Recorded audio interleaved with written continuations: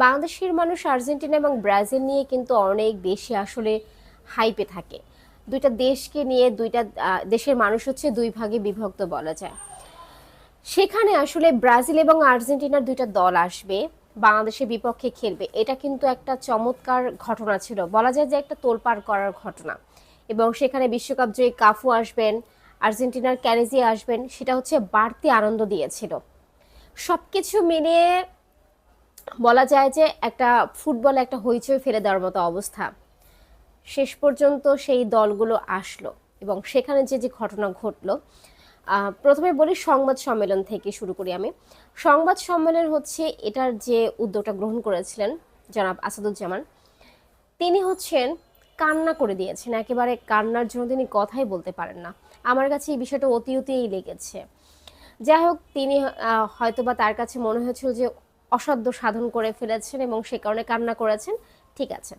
এরপরে হচ্ছে ম্যাচের যে অবস্থাটা ছিল, সাংবাদিকদের জন্য যে কার্ড দেওয়ার ব্যবস্থা, সেই কার্ড হচ্ছে এত বেশি নাজুক যে দুমড়ে মুচড়ে যাওয়ার মতো অবস্থা। এবং সেখানে যারা হচ্ছে একটা গুগল ফর্ম দেওয়া হয় এবং সেখানে সাংবাদিকরা হচ্ছে গুগল ফর্মটা পূরণ করেন।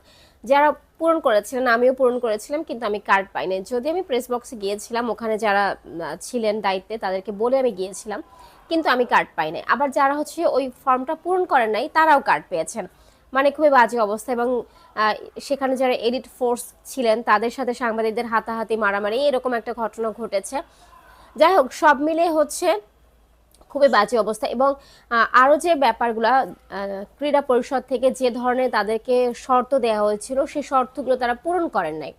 এবং সেখানে টিকিটের যে 50% হচ্ছে রাষ্ট্রীয় কোষাগারে দেওয়ার কথা ছিল, সেই বিষয়টাও টিকিটের কোনো তাদের হিসেব দেওয়া হয়নি। আরও নানান নানান সমস্যা ছিল।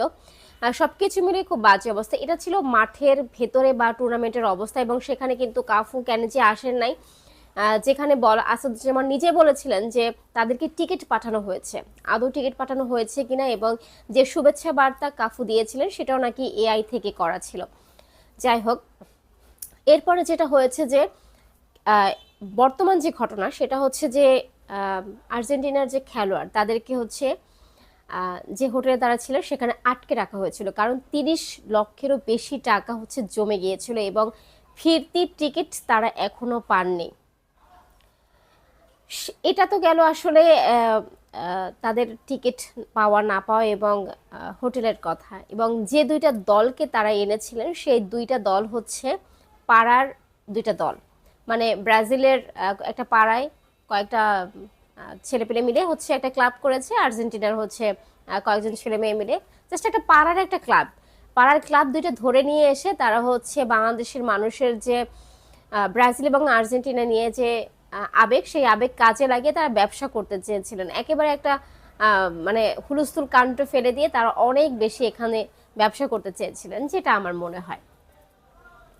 এখন হচ্ছে বাংলাদেশের মতো একটা জায়গা যেখানে ব্রাজিলও জানে যে এখানে তাদের অনেক ভক্ত সমর্থক আছে এবং আর্জেন্টিনাও জানে তাদের প্রচুর এখানে ভক্ত সমর্থক আছে, সেরকম একটা দেশে এসে তাদেরকে হচ্ছে একটা হোটেল আটকে রেখেছে, কারণ হোটেলের বিল পরিশোধ করা হয়নি। শেষ পর্যন্ত আর্জেন্টিনার দূতাবাস এসে সবকিছু মিটমাট করার আশ্বাস দিয়ে, যদি এখনো মিটমাট কিছুই হয়নি, আশ্বাস দেওয়া হয়েছে এবং আশ্বাস দেওয়ার পরে তারা অন্য হোটেলে চলে গেছে। এবং এখানে যে কর্তৃপক্ষ তারা ফোন পর্যন্ত রিসিভ করছে না। দুইটা দেশ যারা জানে বাংলাদেশ তাদেরকে ভালোবাসে, সেই দেশে এসে তারা এতটা হেনস্থার শিকার হয়েছে। এটা বাংলাদেশের জন্য কতটা ভালো হয়েছে, কতটা ফুটবলের জন্য ভালো হয়েছে, কতটা বাহুফের সুনাম হয়েছে, সেটা তো বলাই বাহুল্য। এখন এই যে ব্যাপারগুলা ঘটালো, এখানে আসলে এত বড় বড় আয়োজন, তারা আরো কথা বলেছিলেন যে তারা আরো আরো অনেক বেশি আয়োজন করবেন, আরো অনেক বেশি উদ্যোগ গ্রহণ করবেন।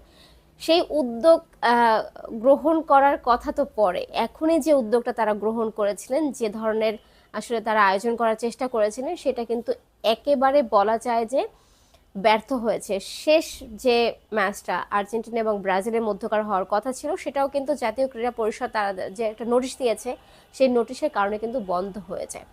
এরকম একটা মানে বাজে একটা অব্যবস্থাপনার আয়োজন করার চেয়ে আমার মনে হয়েছে যে না করাটা এটা বেটার ছিল। কিন্তু এরকম একটা আয়োজন করে শেষ পর্যন্ত বলা যায় যে বাংলাদেশের মান সম্মান কিন্তু একেবারে নষ্ট হয়ে গেল। সে পাড়ার দল আনুক, যাই আনুক না কেন, তারা জেনে এনেছে এবং সেই দলকে এনে তাদেরকে প্রপার সম্মান দেওয়া উচিত ছিল, তাদেরকে যে হোটেলে রাখা হয়েছিল সেখানকার বিল মিটমাট করা উচিত ছিল। কিছুই করেননি কর্তৃপক্ষ এবং শেষ পর্যন্ত কিন্তু সবকিছু একেবারে ডেজে গোবর অবস্থা হয়ে গেছে।